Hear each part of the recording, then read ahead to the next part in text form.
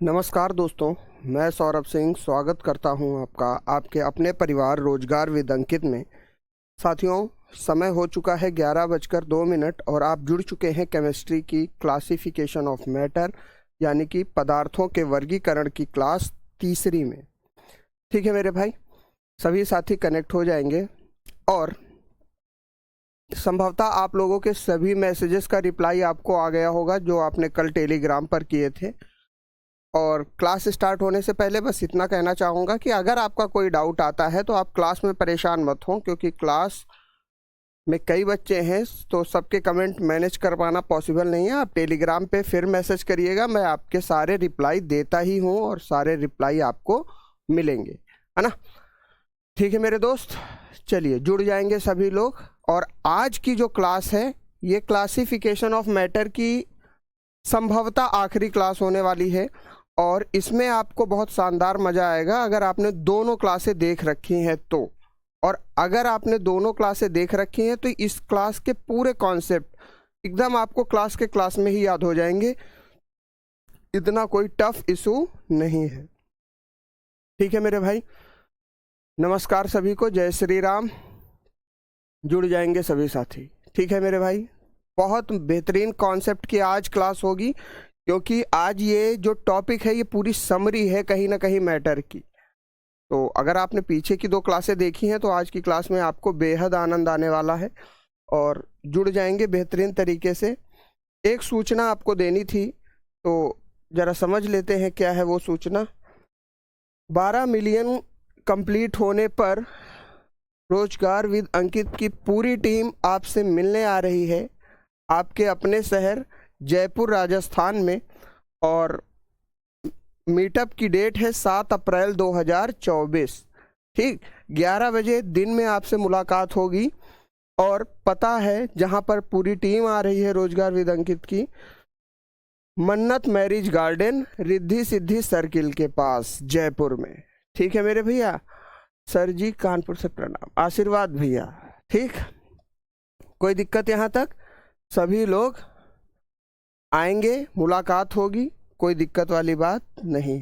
ठीक, और एकदम फोकस हो जाओ। मैं आपको 2 मिनट का समय दिए देता हूँ, एकदम कॉपी पेन लेके एकदम रेडी हो जाओ।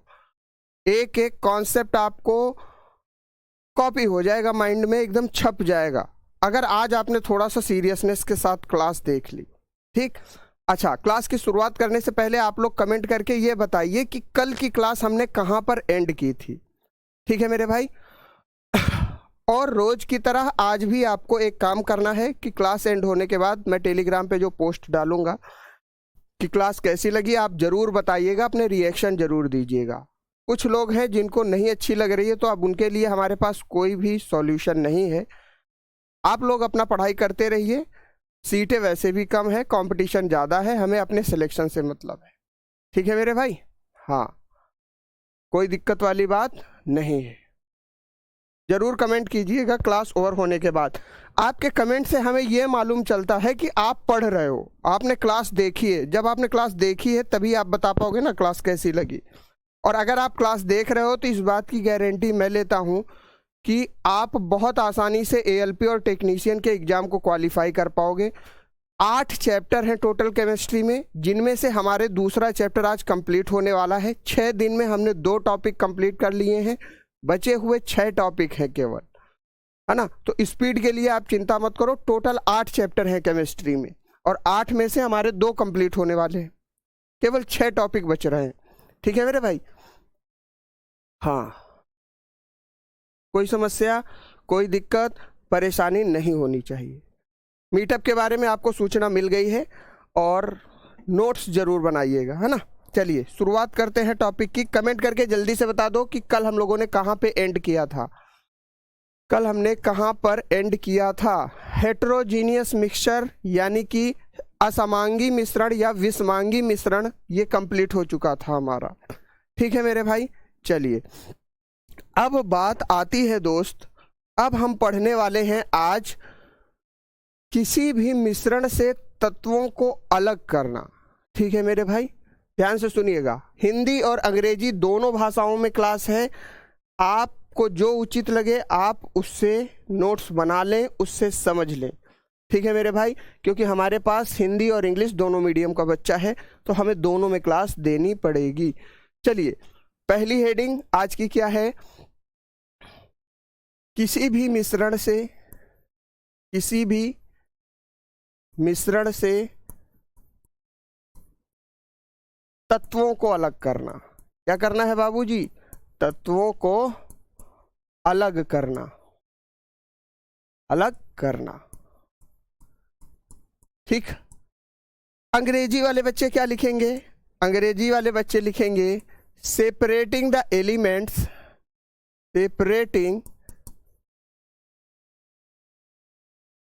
Separating the elements from the mixture. ठीक है बाबू मेरे भाई, किसी भी मिश्रण से तत्व को अलग करना है तो पहले आपको एक चीज समझ लेनी होगी कि मेरे भाई मिश्रण दो प्रकार के थे, यानी कि एक तो समांगी मिश्रण था, दूसरा विषमांगी मिश्रण था। तो दोनों मिश्रणों के तत्वों को अलग अलग करने की दो अलग अलग विधियां होंगी। स्वाभाविक सी बात है भाई। मिश्रण के कल आपने दो प्रकार पढ़े थे, एक समांगी मिश्रण, एक विषमांगी मिश्रण। तो समांगी मिश्रण में से तत्वों को अलग करने की विधि अलग होगी, प्रोसेस अलग होगा, और विषमांगी मिश्रण में से तत्वों को अलग करने की विधि अलग होगी। ठीक है मेरे भैया, यहां समझो कॉन्सेप्ट। देखो, मिश्रण हमारे पास कितने थे? दो थे। एक तो था समांगी मिश्रण, समांगी मिश्रण, ठीक, जिसको हमने कहा था होमोजीनियस मिक्सचर, होमोजीनियस मिक्सचर। आज की क्लास में स्पेशली बोल रहा हूं, आज की क्लास बहुत शानदार होगी अगर आपने समझ लिया तो। ठीक। दूसरा क्या था? विषमांगी मिश्रण, विषमांगी मिश्रण। ठीक है मेरे भाई। हेटेरोजीनियस मिक्सचर जिसको कहते हैं, हेटेरोजीनियस मिक्सचर। ठीक। तो अब जरा समझो, इसमें जो है, इसमें से तत्वों को अलग करने की विधि अलग और इसमें से तत्वों के अलग करने की विधि अलग। क्यों? क्योंकि अगर हम समांगी मिश्रण के बारे में बात करें तो जो तत्व होता है वो पूरी तरीके से द्रव में घुल जाता है। समांगी मिश्रण में से पूरी तरीके से तत्व जो है द्रव में घुल जाता है, जबकि विषमांगी मिश्रण में से तत्व पूरी तरीके से विलयन में घुलता नहीं है, विलयक में घुलता नहीं है। अर्थात यहाँ पर हम दूसरी पद्धति अपनाएंगे। अगर हम यहाँ पर बात करें तो हम सबसे पहले देखेंगे कि हम विषमांगी मिश्रण में से कैसे तत्वों को अलग करते हैं। देखो, हेडिंग लगाएंगे क्या? विषमांगी या असमांगी भी कहते हैं इसको। आधे परेशान होते हैं गुरुजी, असमांगी या विषमांगी दोनों कहते हैं। विषमांगी मिश्रण में से तत्वों को अलग करना, तत्वों को अलग करना। ठीक। अंग्रेजी वाले बच्चे क्या लिखेंगे? Separating the components, separating the components from, कौन सा मिक्सचर होगा? हेटेरोजीनियस मिक्सचर होगा ये। From heterogeneous mixture, heterogeneous mixture. ठीक है, हेटेरोजीनियस मिक्सचर होगा।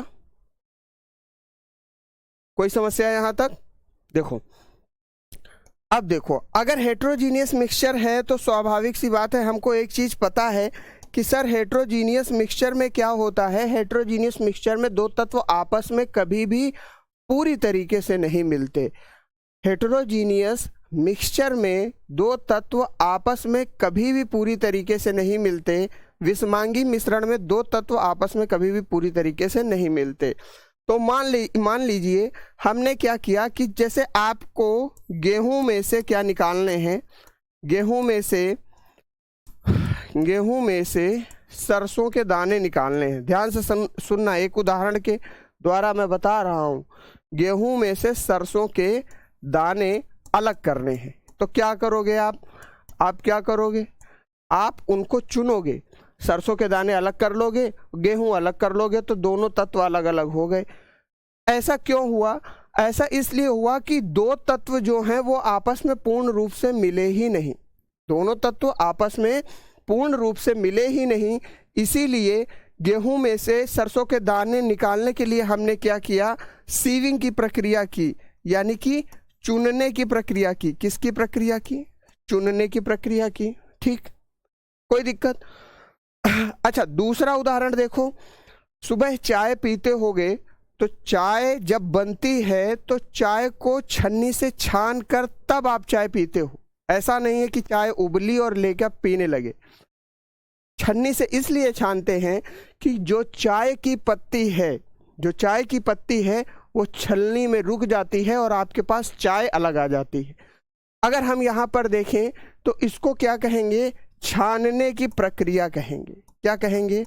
छानने की प्रक्रिया कहेंगे।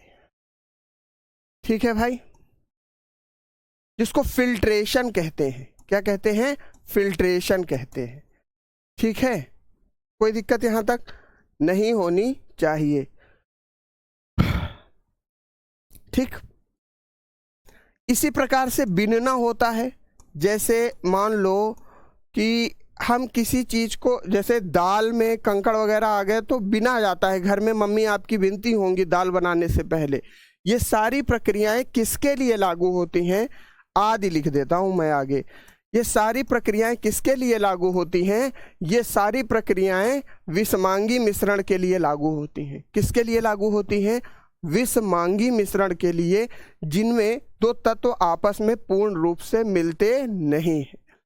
ठीक, अच्छा, यहां से पेपर में क्वेश्चन बहुत कम आते हैं, हल्के फुल्के आते हैं। मामला कठिनाई का कहां पर फंसता है? मामला कठिनाई का फंसता है सामांगी मिश्रण में, क्योंकि वहां पर तत्व पूरी तरीके से एक दूसरे से मिल चुके होते हैं। तो चलिए अब हेडिंग लगाएंगे, सामांगी मिश्रण में से तत्वों को अलग करना। ध्यान से सुनिएगा, सामांगी मिश्रण में तत्वों को अलग करना, तत्वों को अलग करना, अलग करना। हेडिंग जरूर लगा लेना आप।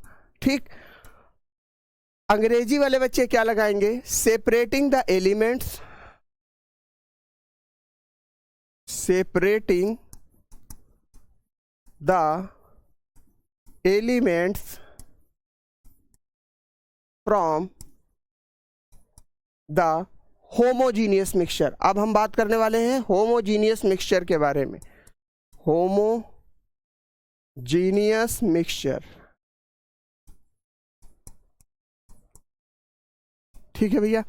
चलो, तो इसका सबसे पहला जो एग्जाम्पल हम देखते हैं होमोजीनियस मिक्सचर का, वो आ जाता है हमारे पास इवापोरेशन का। इसका आ जाता है बाबू इवापोरेशन का, यानी कि इसको हिंदी में क्या कहते हैं? वाष्पीकरण कह देते हैं। इवापोरेशन को क्या कह देंगे? वाष्पीकरण कह देंगे। ठीक है मेरे भाई, ठीक, वाष्पीकरण समझो। अच्छा, एक चीज समझो, अब होमोजीनियस मिक्सचर में क्या हुआ होगा कि दो तत्व आपस में पूरी तरीके से मिल चुके होंगे, यानी कि विलय और विलेयक आपस में पूरी तरीके से मिल चुके होंगे। अब विलेयक में से आपको विलय को अलग करना है, यानी कि सॉल्वेंट में से सॉल्यूट को अलग करना है। तो उसके लिए बहुत ज़्यादा कॉम्प्लेक्स मेथड आपको यूज करने होंगे, बहुत जटिल प्रकरण आपको लगाना होगा, तब आप सामांगी मिश्रण में से तत्वों को अलग कर पाएंगे। ठीक है मेरे भाई, चलो यहां पर देखो वाष्पीकरण क्या है। वाष्पीकरण में क्या होता है, देखो जैसे मैं लिख रहा हूं, जैसे पानी में से या मैं सीधा सीधा लिखता हूं, आसानी से आप समझ पाओगे। जैसे समुद्री जल में से, समुद्री जल में से नमक निकालना। समुद्री जल में से क्या निकालना? नमक निकालना। ठीक है भैया, कोई समस्या यहां तक? क्या किया गया यहां पर? देखो, यहां पर एक बड़ा सा पात्र बनाया गया जिसमें क्या भर दिया गया? समुद्री जल भर दिया गया। ठीक, अब यहाँ पे क्या हुआ? जब समुद्री जल इसमें भरा गया तो इसके नीचे क्या दी गई? ऊष्मा दी गई, आग लगाई गई। इस आग के कारण क्या हुआ? अब समुद्री जल में क्या है? नमक और पानी दोनों चीजें मिक्स हैं। तो ये जो पानी था ये धीरे धीरे वाष्प बनकर, भाप बनकर ऊपर उड़ने लगा। पानी जो था ये भाप बनकर ऊपर उड़ने लगा और जब ये भाप ऊपर उड़ी तो इस भाप को एक बर्तन में कलेक्ट किया गया और नीचे क्या बचा? नीचे बचा केवल नमक। नीचे क्या बचा? नमक। पानी को कलेक्ट किया गया भाप के रूप में और नीचे बचा केवल और केवल नमक। यह प्रक्रिया क्या कहलाई? ये प्रक्रिया वाष्पीकरण कहलाई, इवापोरेशन कहलाई। इसका एक और बेहतरीन एग्जाम्पल है, आप लोगों के गांव में शादी बारात में मिठाई बनती होगी, गुलाब जामुन बनते होंगे, तो चाशनी जो जिसको आप सीरा भी कहते हो, जब पूरा कार्यक्रम निपट जाता है तो क्या करते हैं गांव के लोग? उस चाशनी को गर्म करते हैं, उस जलाव को क्या करते हैं? गर्म करते हैं, जिससे जो चाशनी क्या है? जो जलाव क्या है? उसमें क्या होता है? चीनी प्लस पानी होता है। चीनी प्लस पानी होता है, यही तो चाशनी कहलाती है, यही चाशनी कहलाती है। ठीक, जब इसको गर्म किया जाता है चाशनी को तो पानी इवापोरेट हो जाता है, वाष्पीकरण हो जाता है पानी का, और नीचे हमारे पास क्या बचती है? चीनी बचती है। ठीक, वही चीनी फिर बाद में हम अपने घरेलू कार्य में प्रयोग में ले लेते हैं। ठीक, तो वाष्पीकरण का दोनों कॉन्सेप्ट आपको समझ में आ गया है। उम्मीद करता हूं वाष्पीकरण क्या होता है ये बात आपको समझ में आ गई होगी।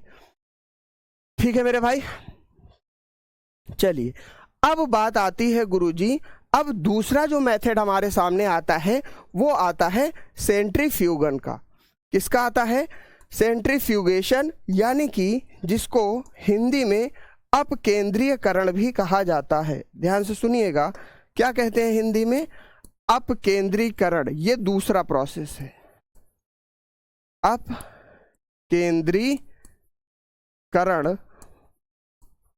क्या होता है गुरुजी? इसको कहते हैं हम सेंट्रीफ्यूगेशन। क्या कहते हैं? सेंट्रीफ्यूगेशन। ठीक है भाई, सेंट्रीफ्यूगेशन। इसमें होता क्या है सर? इसमें देखो, अगर हम बात करें तो सेंट्रीफ्यूगेशन या अपकेंद्रीकरण क्या होता है, इसको जरा ध्यान से समझिएगा।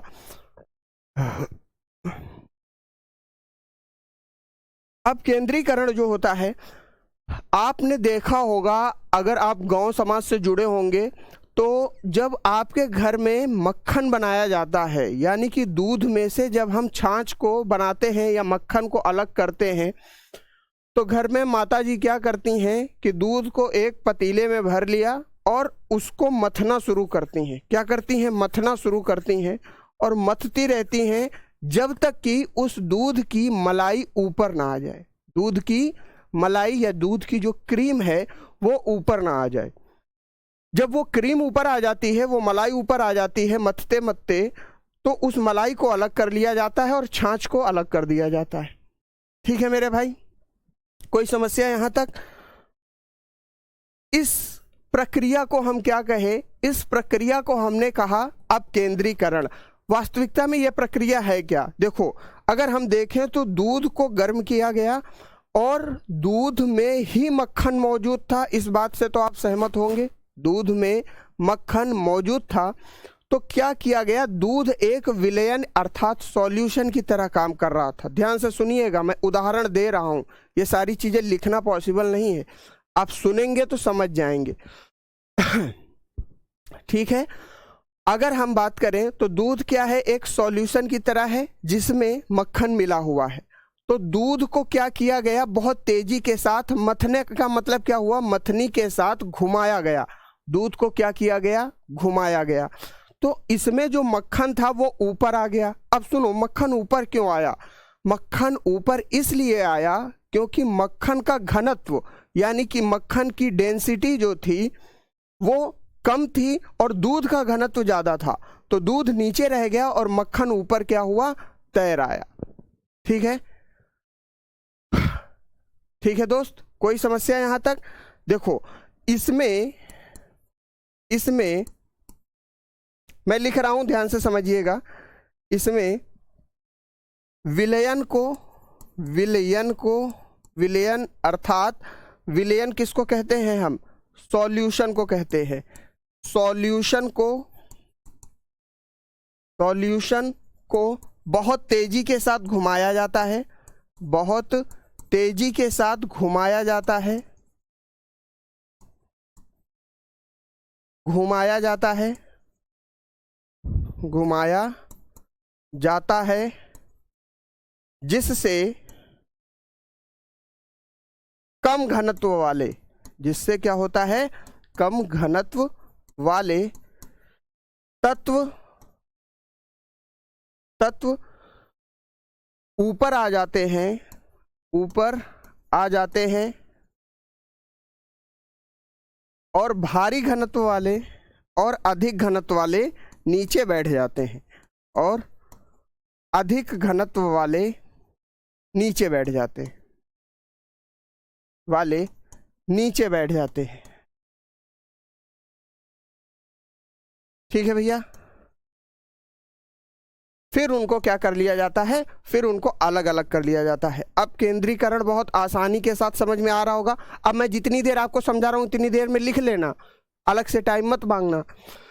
अब केंद्रीकरण क्या हुआ, इसमें विलयन को यानी कि सॉल्यूशन को बहुत तेजी के साथ घुमाया जाता है, जिसमें कम घनत्व वाला जो तत्व है वो ऊपर आ जाता है और जो अधिक भारी घनत्व वाला तत्व है वो नीचे बैठ जाता है। ठीक है मेरे भाई, ठीक, कोई समस्या? उदाहरण के लिए अगर मैं बात करूं, लिख लिया होगा आपने, बाद में आपको पीडीएफ मिल जाएगी, परेशान मत हो।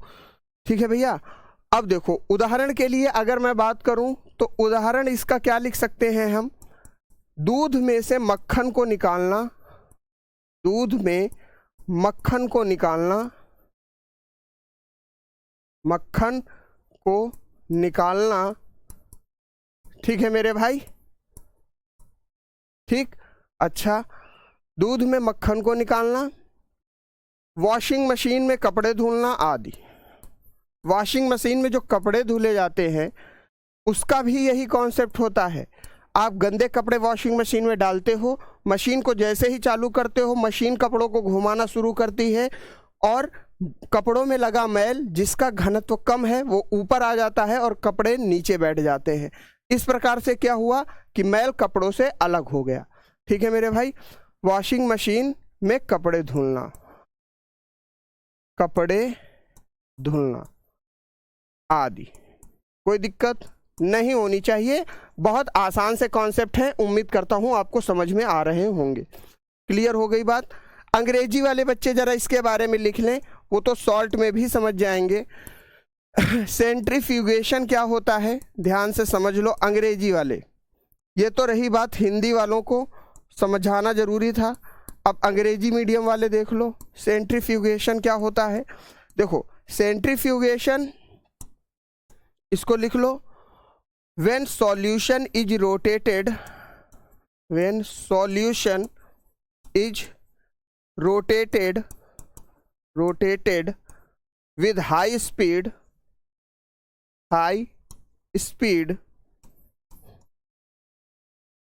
the lighter density material comes up and heavier density material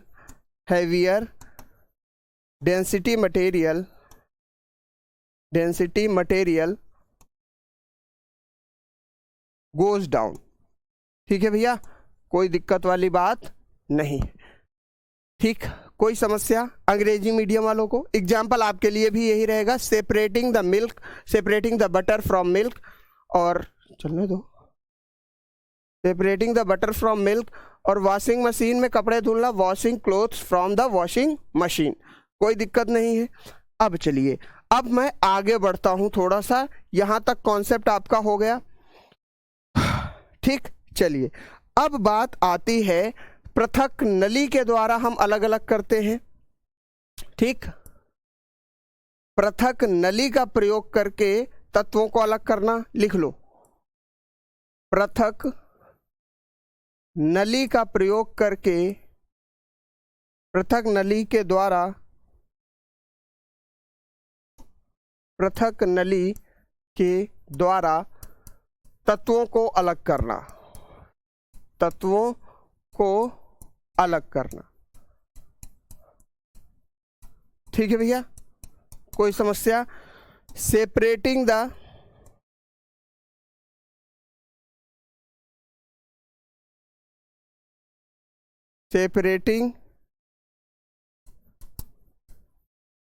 funnel, इसको अंग्रेजी में कहते हैं सेपरेटिंग फनल कहते हैं। ठीक है भाई, हिंदी में क्या कहते हैं? पृथक नली कहते हैं। ठीक, और अंग्रेजी में क्या कहते हैं? Separating funnel. ठीक है मेरे भाई, अब जरा समझो यहाँ पर क्या होता है। इसका प्रयोग कब किया जाता है? इसका प्रयोग तब किया जाता है जब दो अमिश्रणीय पदार्थ, यानी कि जो आपस में कभी नहीं मिल सकते, उनको अलग अलग करना हो। ठीक है मेरे भाई, आवाज देखिए सर, ठीक आ रही है। जब दो अमिश्रणीय पदार्थ जो आपस में नहीं मिलते, उनको अलग अलग करना हो, तब हम पृथक नली का प्रयोग करते हैं। देखो मैं लिख देता हूं, इसको ध्यान से समझना, बस एकदम ध्यान से तुम समझो, क्लास को सुनो, केवल सब कुछ तुम्हारे माइंड में कॉपी हो जाएगा, एक एक चीज ध्यान से अगर सुन सकते हो तो। लाइटर, हाँ लोअर डेंसिटी होगा, कोई दिक्कत नहीं। लाइटर डेंसिटी मतलब जिसका घनत्व कम होता है, ठीक है, तो वो ऊपर आ जाएगा, और जिसका घनत्व भारी होगा वो नीचे आ जाएगा। ठीक है मेरे भाई, सेपरेटिंग फनल को सुनो। इट इज, अच्छा हिंदी में लिख देता हूं पहले, ठीक है। इसका प्रयोग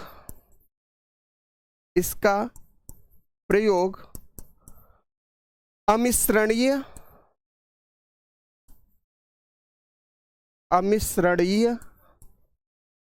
पदार्थों को अलग करने के लिए किया जाता है।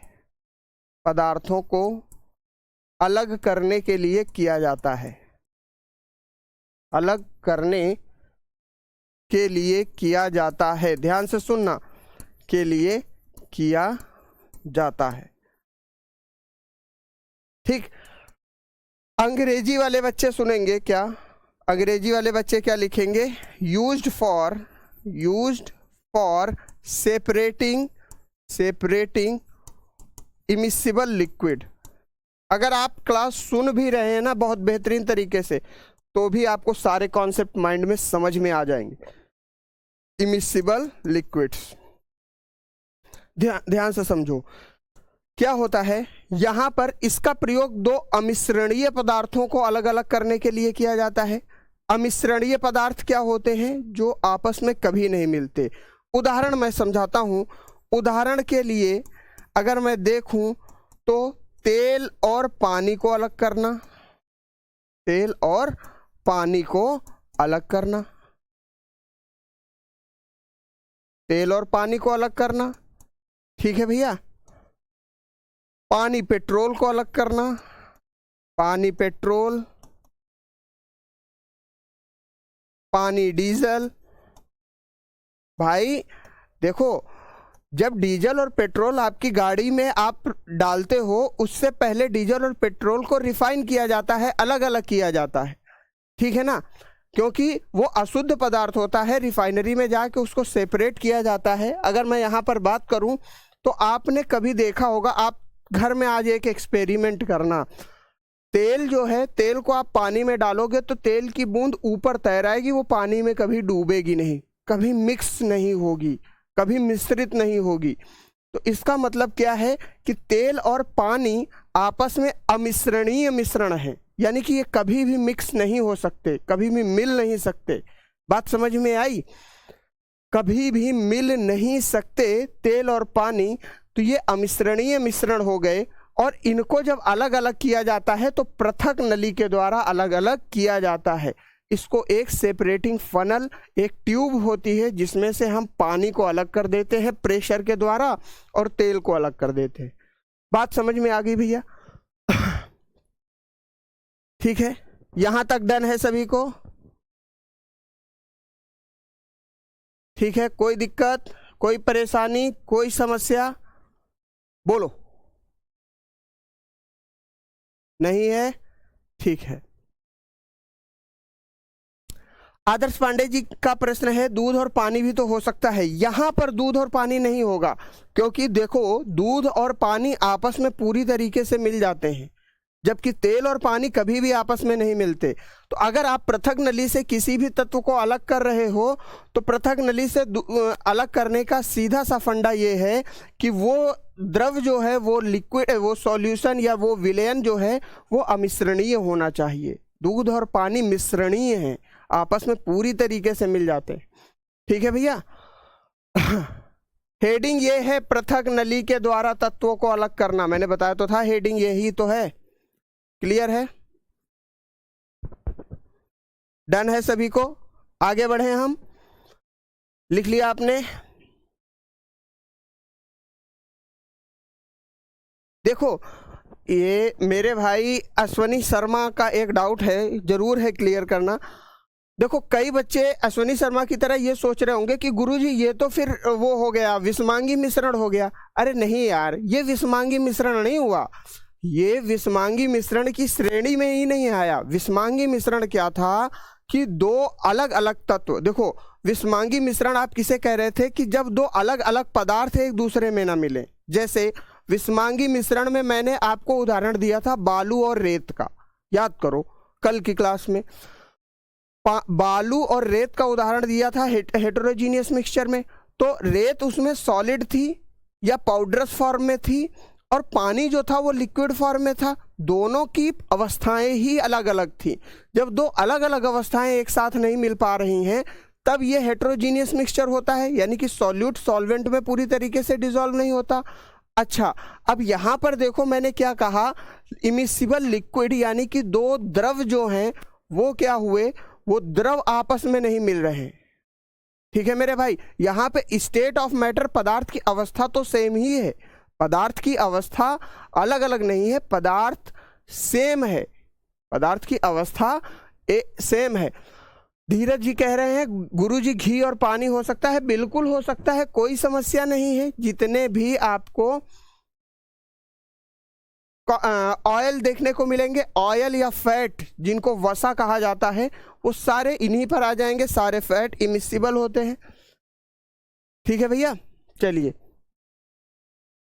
यहां तक डन है?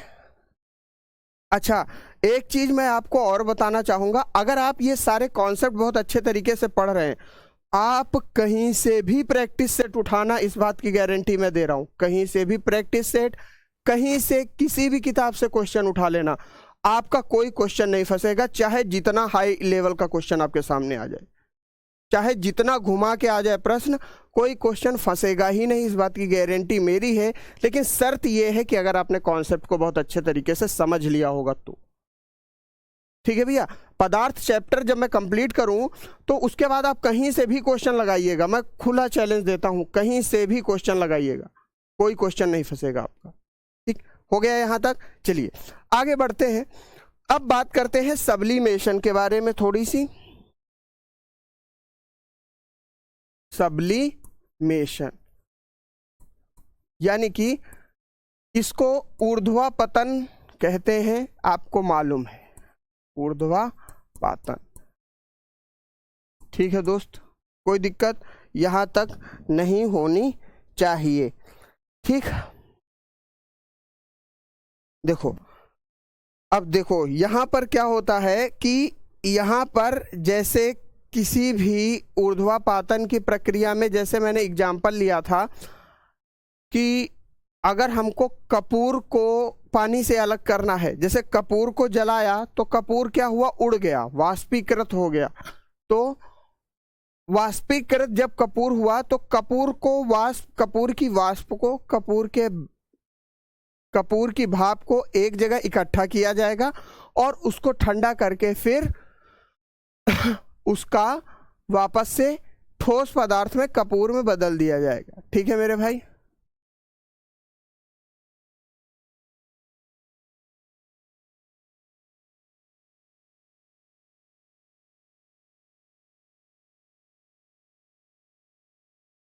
एक लड़का है, वो कह रहा है कोई नहीं फंसेगा तो क्यों पढ़ा रहे हो।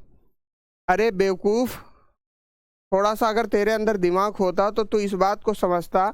मैं क्या कह रहा हूं कि ये कॉन्सेप्ट समझने के बाद तेरे को कोई डाउट नहीं आएगा मेरे भाई। मैं ये नहीं कह रहा हूं कि पेपर में क्वेश्चन नहीं फंसेगा, पेपर में कौन सा क्वेश्चन आएगा वो मैं भी नहीं बता सकता, बहुत साफ सीधी बात है, क्योंकि पेपर मैं नहीं सेट करने बैठा हूं। अगर ये सारे कॉन्सेप्ट आपने समझ लिए तो आपको किसी क्वेश्चन में दिक्कत नहीं आएगी, मेरा कहने का मतलब ये है। चलिए, सब्लिमेशन, इसमें तत्व की वाष्प को इकट्ठा करके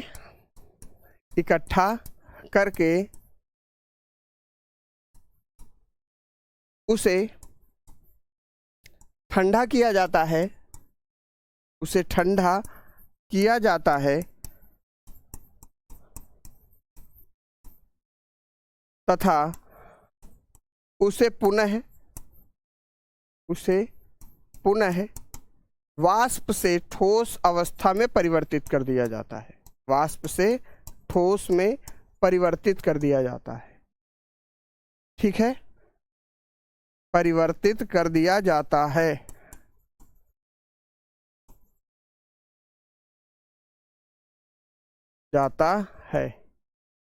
ठीक, ऊर्ध्वापातन विधि द्वारा लिख लेना आप इसको, विधि द्वारा तत्वों को अलग करना।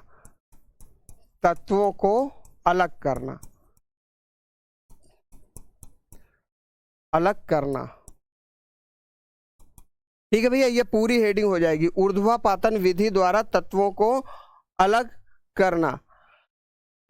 ठीक है, अमीन मीना कह रही है एक भी क्वेश्चन नहीं मिल रहा है आपके पढ़ाए हुए। मिलेगा भी नहीं, तुमको नहीं मिलेगा मेरे भाई, जिसको नहीं मिल रहा है उसको मिलेगा भी नहीं।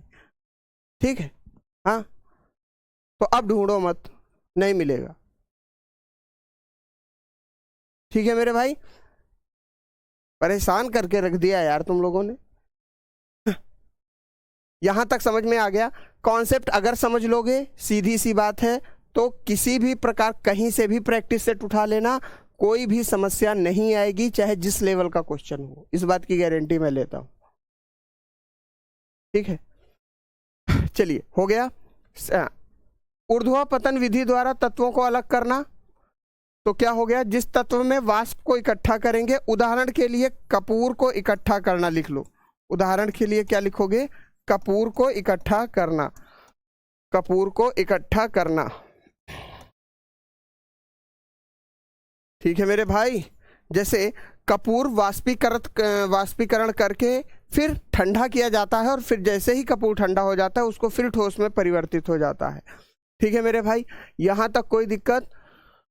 इसमें तत्व की वाष्प को इकट्ठा करके उसे ठंडा किया जाता है। ये सब्लिमेशन अवस्था नहीं है, यहाँ पर सब्लिमेशन प्रोसेस के द्वारा बता रहा हूं मैं।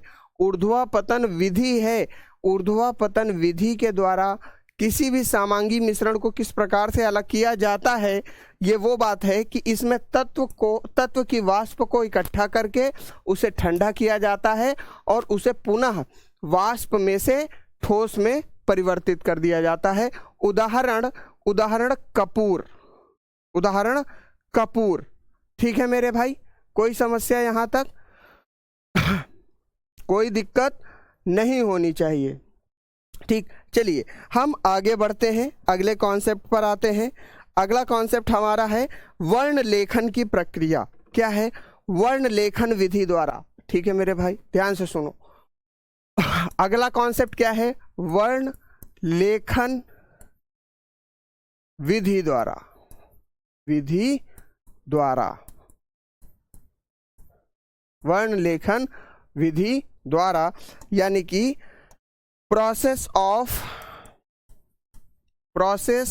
Of chromatography, chromatography. ठीक है भाई, ग्राफी।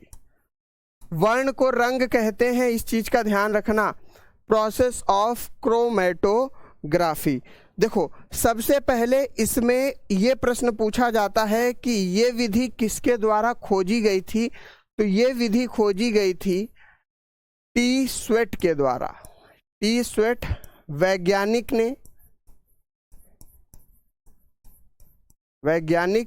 ने इसकी खोज की।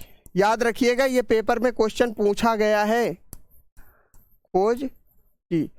ये पेपर में क्वेश्चन एनटीपीसी के पिछले पेपर में था, ध्यान से समझना। टी स्वेट वैज्ञानिक ने वर्ण लेखन विधि द्वारा तत्वों को अलग अलग करना बताया। टी स्वेट वैज्ञानिक ने वर्ण विधि द्वारा तत्वों को अलग अलग करना बताया। अच्छा, इसमें कैसे अलग अलग किया जाता है? ध्यान से समझना, यहाँ पे ध्यान से समझना। अगर मैं बात करूं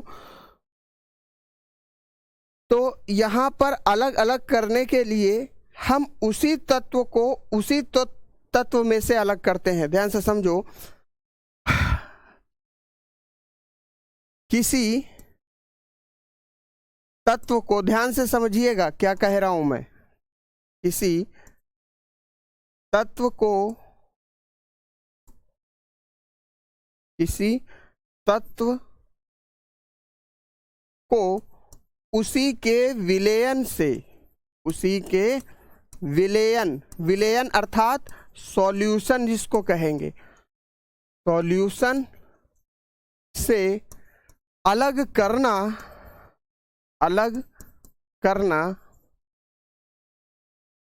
वर्ण लेखन के द्वारा, वर्ण लेखन विधि के द्वारा होता है। वर्ण लेखन विधि के द्वारा किया जाता है,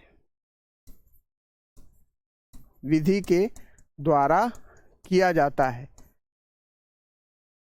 किया जाता है। देखो कैसे, उदाहरण समझो। अब देखो, आपने नील देखी होगी, डाई देखी होगी, स्याही देखी होगी। ठीक है मेरे भाई, डाई देखी होगी। ध्यान से समझो, उदाहरण के लिए मैं क्या लिख सकता हूं? उदाहरण डाई को, डाई, अब डाई को हिंदी में डाई ही कहते हैं, इस चीज को समझना। डाई को द्रव वाली डाई यानी कि लिक्विड डाई से अलग करना, लिक्विड डाई से अलग करना।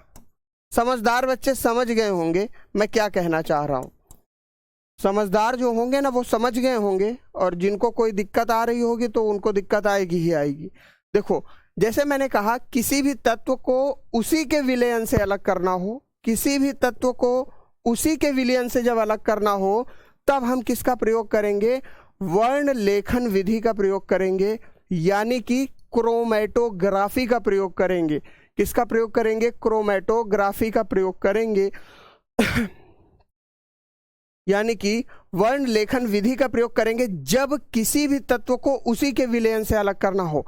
यहाँ पे देखिए, सूखी डाई आती है, आपने मार्केट में देखी होगी, सूखी डाई, गोदरेज हेयर पाउडर। ठीक, अब ये सूखी डाई को अगर पानी में घोल दिया जाए तो उसका विलयन बन गया, लेकिन जब इसी सूखी डाई को वापस अलग करना है तो आप किसका प्रयोग करोगे? वर्ण लेखन विधि का प्रयोग करोगे। अब अंग्रेजी में इसको समझ लो क्या कहेंगे? सेपरेटिंग, इंग्लिश वाले भी समझ लो, separating the element from its compound, from its solution लिख देता हूं मैं सीधा सीधा, from its solution is known as, is done by the process of chromatography, is done by the process of chromatography, process of chromatography, ग्राफी। ठीक है, example क्या ले लेंगे, separating dye from its mixture. English वाले बच्चे कतई परेशान ना हो, इंग्लिश वाले भी लिख लें और हिंदी वालों को भी मैंने बता दिया है। डन, यहां तक समझ में आ गया। यानी कि डाई को इसके विलयन से अलग करना किसके द्वारा होगा, क्रोमेटोग्राफी के द्वारा होगा।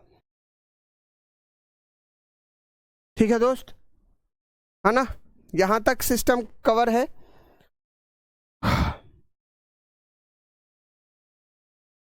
ठीक, आगे बढ़ते हैं। अब हम बात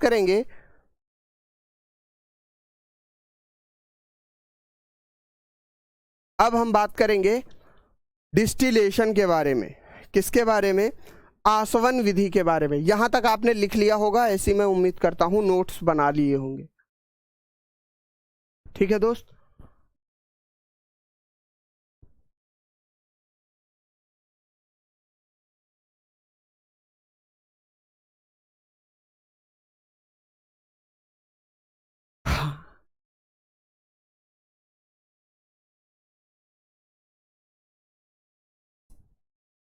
ठीक, चलिए अब हम आगे बढ़ते हैं डिस्टिलेशन के बारे में। किसके बारे में, डिस्टिलेशन के बारे में, जिसको हिंदी में आसवन आप कहोगे।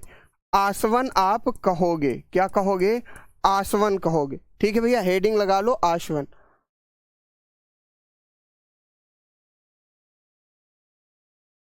देखो, अच्छा सुनो, अब आप लोग पूछ रहे हो कई बच्चों, अच्छा मैंने देखा कि कई बच्चे पूछ रहे हैं गुरुजी इसको अलग कैसे किया जाता है, आप ये बात बताओ। ये चीज़ तो आपको समझ में आ गई होगी कि सूखी डाई में से गीली डाई को अलग करना या गीली डाई में से सूखी डाई को अलग करना, ये बात बेहतर रूप से आप समझ गए होंगे। गुरुजी ये अलग कैसे होती है, ये चीज़ आपकी जानने की इच्छा है। देखो, ये सिलेबस में नहीं है, लेकिन फिर भी यदि आप जानना चाहते हो तो मैं बता देता हूँ। ये इसको देखो, मैं इंग्लिश में बताऊंगा क्योंकि इसका जो नाम है इसको कहते हैं एडजॉर्प्शन। एडजॉर्प्शन यानी कि अवशोषित करने की प्रक्रिया, अवशोषित करने की प्रक्रिया। एक बार आप देख लीजिएगा, एब्जॉर्प्शन को शायद अवशोषित ही कहते हैं हिंदी में। प्लीज थोड़ा सा इतना प्रयास करिएगा, है ना। प्रक्रिया कैसे गुरुजी, इस चीज को समझो। उदाहरण के तौर पे समझो, अगर आपके स्याही गिर जाती है, क्या हो जाती है, स्याही गिर जाती है आपके आसपास, तो आप क्या करते हो, स्याही के ऊपर एक ब्लॉटिंग पेपर रखते हो जो स्याही को सूख लेता है। स्याही को क्या कर देता है, सोख लेता है। इसी को हम क्या कहेंगे, ठीक है मेरे भाई, इसी को हम क्या कहेंगे, इसी को हम क्रोमेटोग्राफी भी कह सकते हैं। जैसे कि मान लीजिए किसी चीज को अवशोषित किया, यहां पर जब डाई को मिक्स कर दिया गया, डाई को इसके विलयन में मिश्रित कर दिया गया, तो सूखी डाई को अलग करने के लिए हमें क्या करना पड़ेगा, ध्यान से समझना। जैसे मान लिया इसमें हमने क्या किया, पानी और डाई को मिला दिया, H2O प्लस डाई को मिला दिया। ठीक है मेरे भाई, अच्छा अब यहां से हमको सूखी डाई निकालनी है, तो अगर हम पानी को अवशोषित करा लें, क्या करवा लें, अवशोषित करवा लें, यानी कि एब्जॉर्ब करवा लें, एब्जॉर्ब करवा लें, तो इससे क्या होगा, पानी अवशोषित हो जाएगा और हमारे पास सूखी डाई बच जाएगी। ठीक है मेरे भाई, क्या हो जाएगा, सूखी डाई बच जाएगी। अवशोषित करना होता है। ठीक है मेरे भाई, यहां तक क्लियर हो गया? ठीक है ना, ये पेपर में नहीं आएगा, इस चीज के लिए निश्चिंत रहो, लेकिन आपको जानकारी होनी चाहिए, तो जानकारी हो गई। ठीक, और इस चीज को याद रखना कि पेपर में क्या आएगा, इसको किसने उत्पन्न किया था, इसको ट्वीसेट ने, यानी कि टीस्वेट ने खोजा था। यहां तक क्लियर हो गई बात? अब चलो आ जाओ आसवन के ऊपर। आसवन क्या होता है? आसवन का खेल होता है पूरा क्वथनांक के ऊपर। ठीक, आसवन यह क्वथनांक पर आधारित होता है, क्वथनांक पर आधारित होता है,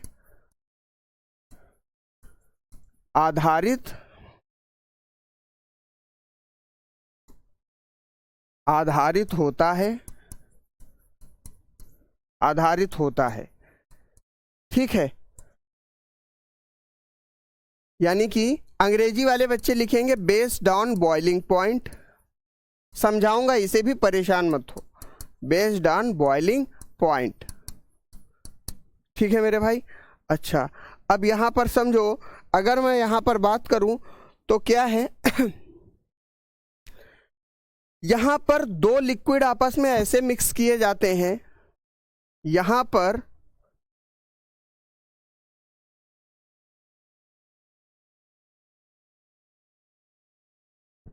देखो, यहां पर क्या बात करते हैं, आसवन में क्या प्रक्रिया होती है, दो द्रवों को मिलाया जाता है और दोनों द्रवों के क्वथनांक अलग अलग होते हैं।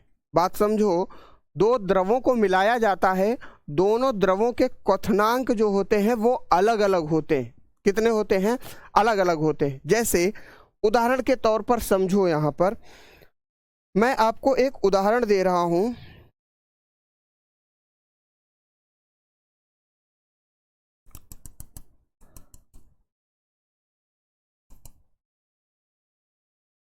इसमें भरा है पानी, इसमें भरा है पानी, और इसमें हमने तेल भी मिला दिया। ध्यान से सुनिएगा, इसमें हमने क्या किया, तेल भी मिला दिया। ये क्या हो गया, तेल भी मिला दिया, या ऊपर तैर रहा है, कुछ भी आप मान लो। ठीक, अब क्या हुआ, अब मेरा कहने का जो कॉन्सेप्ट है वो ये है कि पानी का क्वथनांक अलग होगा, पानी का क्वथनांक अलग होगा। ठीक है भाई, पानी का क्वथनांक अलग होगा और तेल का क्वथनांक अलग होगा, तेल का क्वथनांक अलग होगा।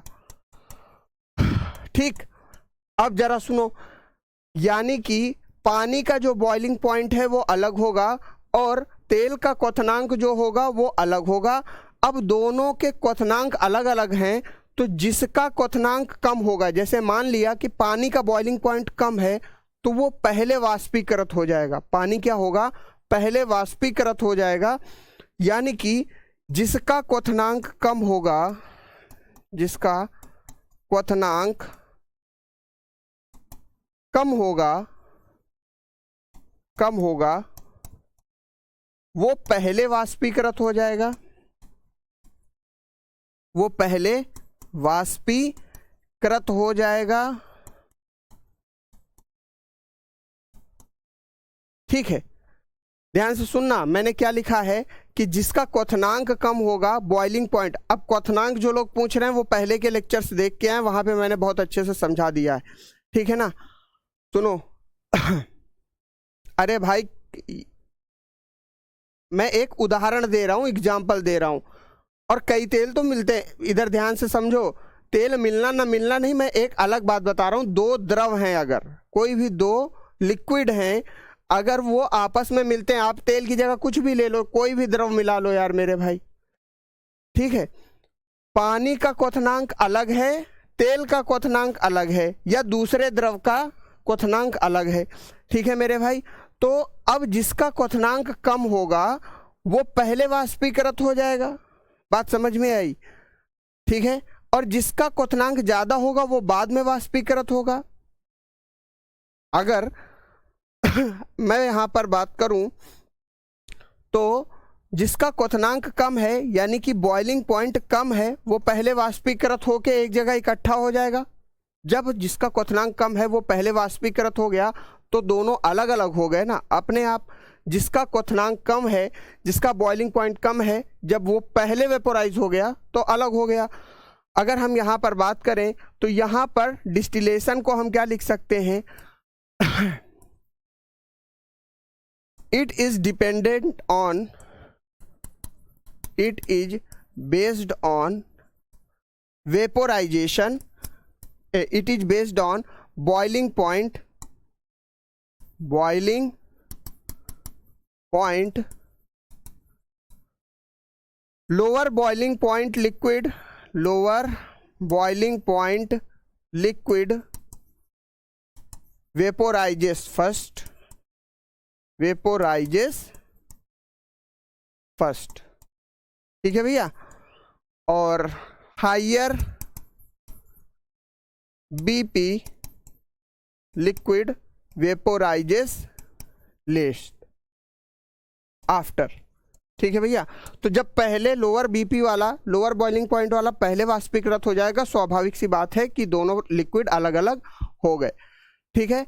यहाँ तक किसी को कोई समस्या नहीं होनी चाहिए। अगर आपने क्लास को बहुत अच्छे तरीके से सुना होगा तो बिल्कुल पूरी क्लास आपको समझ में आई होगी। अगर आपने खाली सुना भी होगा तो, है ना। हाँ, सबसे अच्छा यहाँ पर मिल्क और वाटर का एग्जांपल ले लो, यहाँ पे ले लो। यहाँ पे तेल की जगह हम क्या मिला देते हैं, दूध मिला देते हैं, बेहतरीन। पानी का क्वथनांक अलग, दूध का क्वथनांक अलग, ठीक है। तो अब दोनों अलग अलग हो जाएंगे। अब जरा एक चीज़ समझ लो, उम्मीद करता हूँ कि क्लास आपको बेहतरीन लगी होगी। अगर आपने क्लास को ध्यान से सुना भी होगा तो आपको कॉन्सेप्ट पूरे समझ में आ गए होंगे, ठीक। और कल हम इस चैप्टर को कंप्लीट करेंगे और नया टॉपिक एटम्स एंड मॉलिक्यूल्स, अणुओं, एटम्स एंड मॉलिक्यूल्स को शुरुआत करेंगे। एटम्स एंड मॉलिक्यूल्स, अणु और परमाणु के बारे में शुरुआत करेंगे, ठीक है मेरे भाई। टेलीग्राम पे आपको एक मैसेज आएगा कि क्लास कैसी लगी, जैसी भी लगी हो बिल्कुल कमेंट करके बताइएगा। आप सभी का मेरे साथ जुड़े रहने के लिए केमिस्ट्री की क्लास में बहुत बहुत धन्यवाद। मुलाकात करते हैं कल फिर 11 बजे। तब तक के लिए सभी को नमस्कार, राम राम, जय हिंद।